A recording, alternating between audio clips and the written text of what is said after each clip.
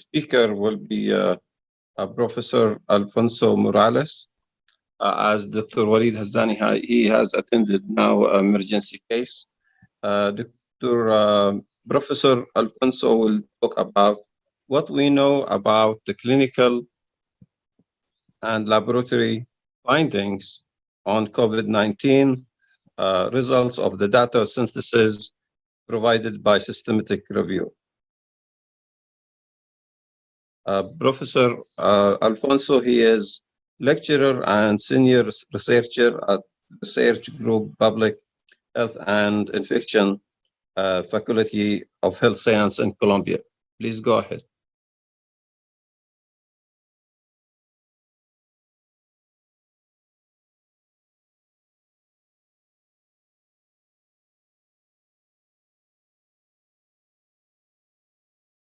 Professor Alfonso. Thank you very much. In first place, I would like to give thanks to Dr. Ali Rawan for the invitation, as well the organizing committee for this presentation. And Ali, is the screen okay? The slide is yes, available. Yeah. Okay. Well, to finish this, I don't know if the other colleague will make it, but I was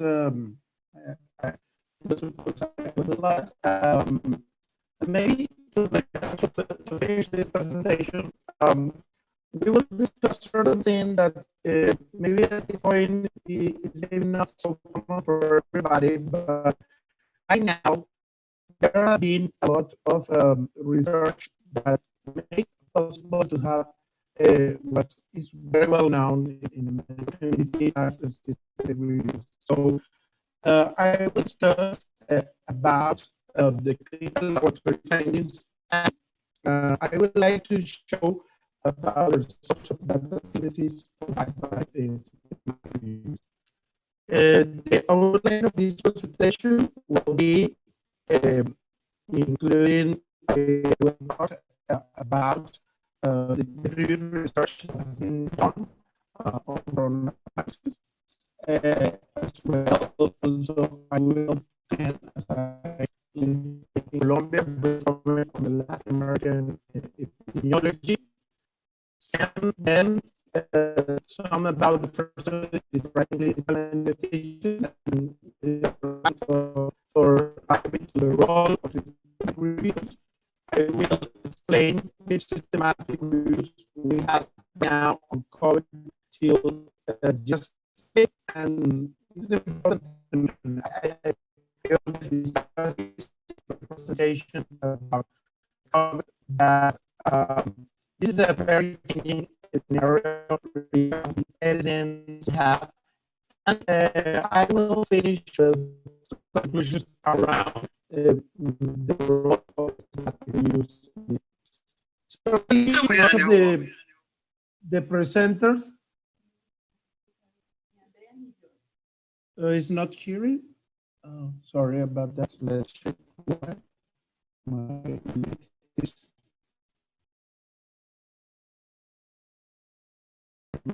what.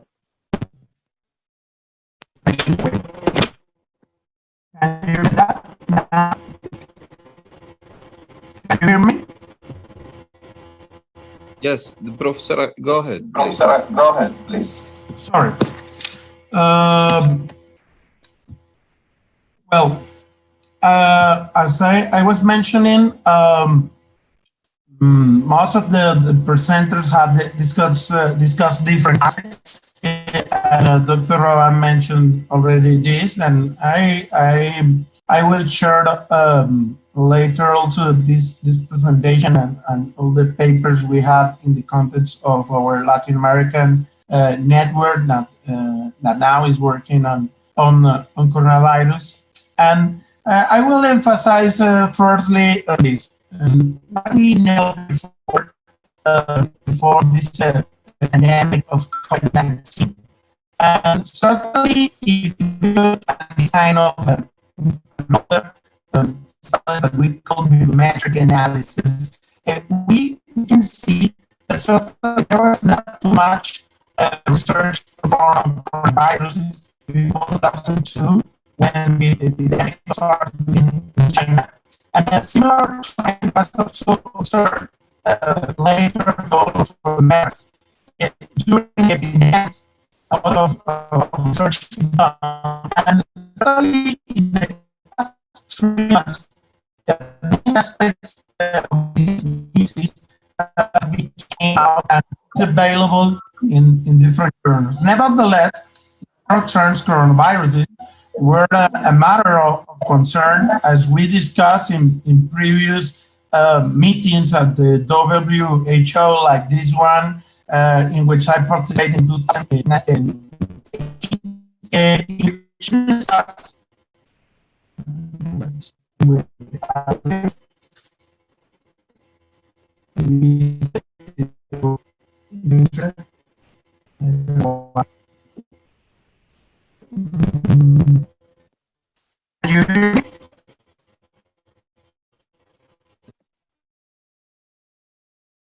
Professor Alfonso, the voice is not very clear. I don't know. I don't know why. Because I am using the Mac of the computer. And now it's showing of failure.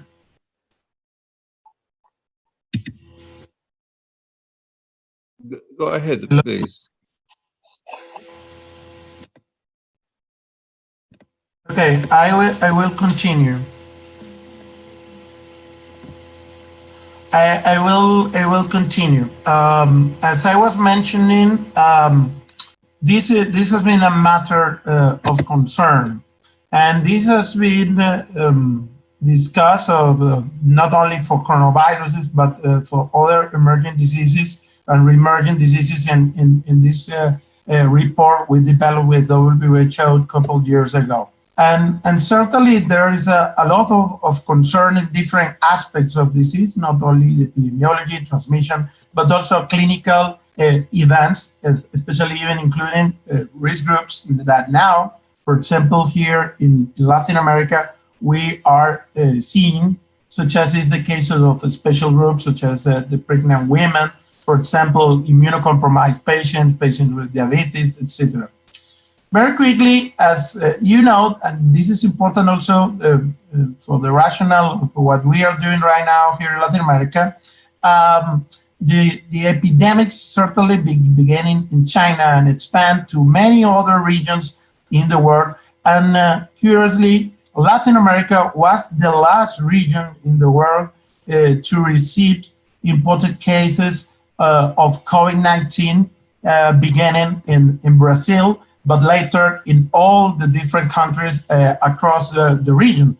Right now, as we have been discussing in different publications, we have COVID in every single country, especially in South America, where in Brazil we have thousands of cases that, in fact, we have right now around 10,000 cases in between Central and South America. And of course, if you consider in the Americas the situation of USA that has been already discussed, this is an important situation. In my country, here in Colombia, we have right now more than 500 cases. But fortunately, till now, we have most cases occurring, especially in young population, as you can see here. And this is important regarding the fact that these people has been mainly, as you will see here, more than 92% isolated at home. And these patients are completely different of most that we have seen in the literature, because these have not this evolution of this kind of presentation. And certainly right now, many cases, but not only isolated cases like this, we published with people in Nepal that also Ali has been already mentioned, have been already published in different journals. And many case series and many observational studies have been describing especially the clinical features and also the laboratory findings of these that have been published, for example, in Lancet, in New England, in describing the clinical feature, the imaging features, among many other things. So regarding the systematic reviews, well, we had a new disease. Then this implied multiple implications in the need of knowledge in trying to synthesize and to summarize information regarding epidemiological aspects, clinical findings, diagnostics, therapeutics, prevention, and also these will lead to understand the usefulness of systematic reviews with or without meta-analysis in order to synthesize or summarize information regarding the different clinical aspects. Remembering that, especially for the case of systematic reviews of the experimental studies, these are in the top of the hierarchy of evidence, as has been discussed for decades in the world. But certainly we can not only develop systematic reviews of clinical trials, but also from observational studies, as I will show. And what is a systematic review? Very briefly, it's a review in which there is a comprehensive search of relevant studies on a specific topic, and those identified are then appraised and synthesized according to a predetermined and explicit method that can lead to reanalyze data, to meta-analyze data, and provide new results that combine all the published information we have on a specific topic. And we can also add a concept that was published in this dictionary of epidemiology of the International Association of Epidemiology, that a systematic review applies strategies that limit bias in the assembly, critical appraisal, and synthesis of all relevant studies on a specific topic, and are different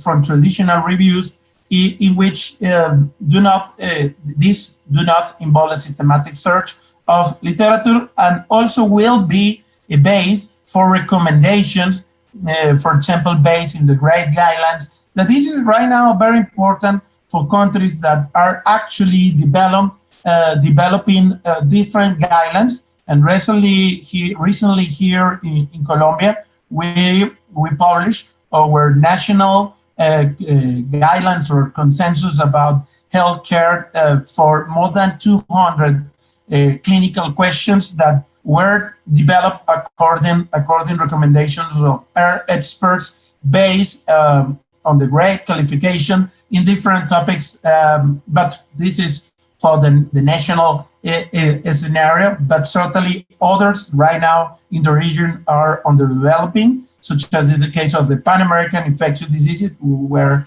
I am coordinating the development of the Latin American consensus of healthcare for COVID-19. I will not stop on this, on the methodology, but certainly right now, after almost 3 months of investigations on COVID-19, we have systematic reviews, more than a dozen of different systematic reviews that cover these different topics: epidemiological aspects, clinical manifestations, comorbidities, laboratory findings, imaging patterns, complications, outcome, including case fatality rates, as well as prevention.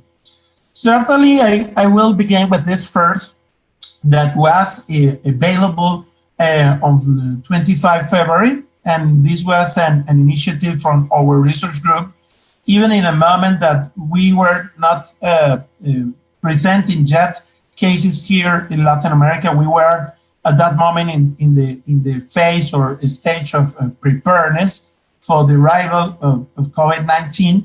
And certainly we developed this with the support of the collaboration of multiple people, not only here in Colombia, but in other countries, even in China, Nepal, Japan, India, as well also Dr. Ravan in Saudi Arabia and other countries here in Latin America. And we try to collect all the studies that were available in order to see what was happening with clinical, laboratory, and imaging feature, especially clinical and laboratory.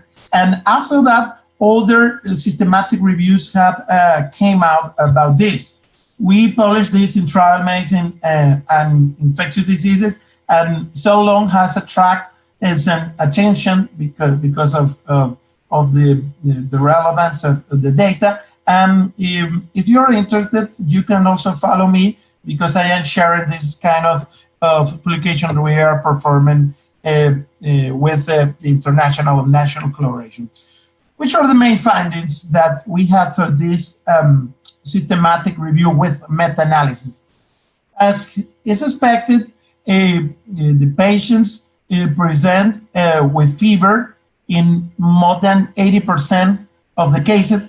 And we have here a difference that I consider important, and I will be complemented with another systematic review, which is the case of fever. 92% of adult population presented, 43% of children presented, and this difference in terms of the confidence interval is different. So the children present less fever than adults. We are talking, of course, of confirmed cases of COVID. Regarding cough, is similar, 63% and 22% of children compared to adults. But here, there's an overlapping of these confidence intervals. Nevertheless, for children, we have less studies than for adults. These patients require not only hospitalization, but in these studies, 20% of them require ICU in a confidence interval of 10 to 30%, presenting more than a third of them comorbidities such as hypertension, cardiovascular disease, diabetes, COPD, malignancies, and chronic liver disease.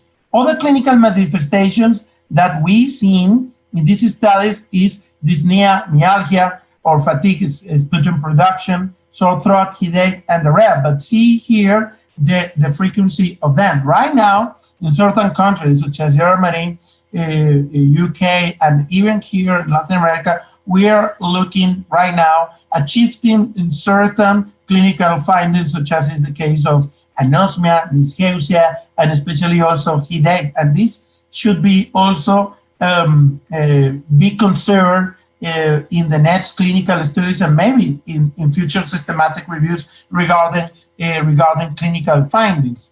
Regarding the laboratory findings, I would like to highlight that from these studies, 75% of the patients in this combined prevalence present decreased albumin, and also a high C-reactive protein, LDH, among other hepatic alterations such as AST, ALT, creatine kinase.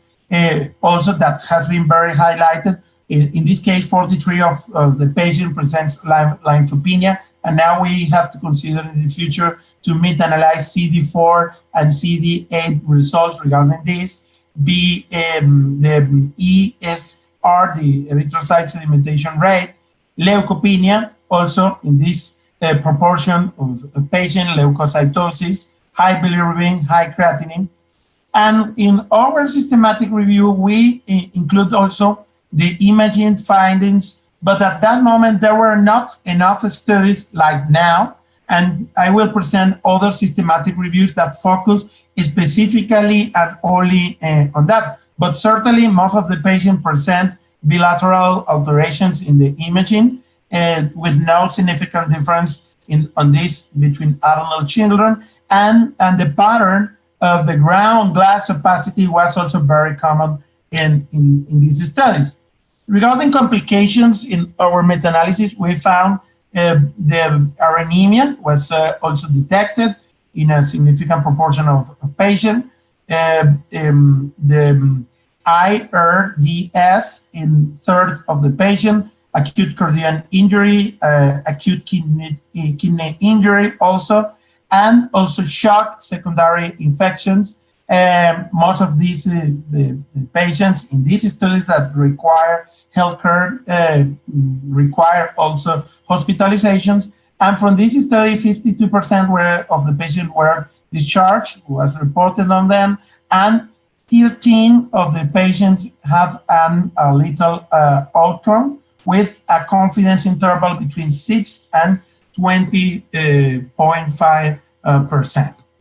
We also analyzed in our meta-analysis case reports, and the case reports findings were consistent with we had in different other kind of observational studies, and you will see this in the full report is already online. Other similar systematic reviews, like this one, published 3 days later in the Journal of Medical Virology, also shown certain things. This is very briefly in the text, in the introduction, and the methods they provide in the paper. And certainly they focus in the clinical findings too, such as fever, such as cough, and they found similar results. 89% of the patients with fever, 72% with cough, myalgias or fatigue, 42%, and regarding complications such as IRDS, 14%, also certain things of the imaging, such as the abnormal chest CT, 96%, patient in critical condition, very similar to us, 18%, we found 20%, and regarding the fatal outcome, they found 4.3% in a range from 2 to 6%, which is certainly something similar to us. In these systematic reviews, they focus on comorbidity, and this and the last were also from China. And regarding the comorbidities, they present that most patients present some kind of... 2 minutes, Professor Alfonso, please. Thank you very much. They present 17% hypertension, 8% diabetes, cardiovascular disease, respiratory system disease, 2%, and they did not assess other clinical manifestation nor laboratory imaging. There are other also for comorbidities, such as this, which is very consistent, regard hypertension, cardiovascular disease, the smoke, they also include, and there is another that made this also, which is not too much, around 8%, diabetes, kidney disease, malignancies, COPD, and this one that was recently published in Tobacco-Induced Disease Journal from the group of Harvard Medical Schools that only made a systematic review, but not on meta-analysis, also described the importance of this, making such comparisons, but not significant in most of the studies regarding smokers and no-smokers. And also there have been certain systematic reviews focused specifically on imaging findings, such as this in the American Bronchology Journal. And they found this, that more than 80% of the patients have certain kinds of findings, such as bilateral involvement, peripheral distribution, ground glass opacification, and a third of them consolidation. This recently published in Acta Pediatrica and Scandinavian Journal also described a systematic review of children, finding that they present less symptoms than adults, but certainly they did not meta-analyze the data. They described also that children below 20 years old have not yet described of the risk group, for example, for fatal outcome, and they describe certain recommended treatment, but not based on the synthesis of data provided for meta-analysis. Other systematic review made some inclusion of the qualitative information of diagnostics and treatment. And certainly treatment is an important matter in which we have not yet a relevant synthesis of data that will be available because there is a lack yet of clinical trials on different potential intervention, including antivirals, such as this case of chloroquine, and systematic review. 1 minute, Professor Alfonso, please.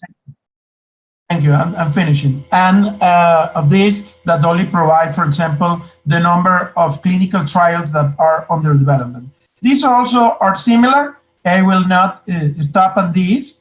These are also similar systematic reviews that apparently are systematic review, but in fact are more narrative review, describing certain information regarding a systematic analysis of the databases. And this was published on February. This is one of the last that it describing the comparison between effectiveness of N95 respirator compared to surgical current mask against influenza, but describe the implications right now on coronaviruses. I invite you to check this at BMG, best practice, that is analyzing also this, including what is found in the literature, but is actually not properly a systematic review. For conclusions, and this is my last slide, systematic review so far provide relevant information of different aspects of COVID, helping to synthesize data and information of importance for evidence-based decisions. But nevertheless, more systematic reviews are needed as more studies are also emerging.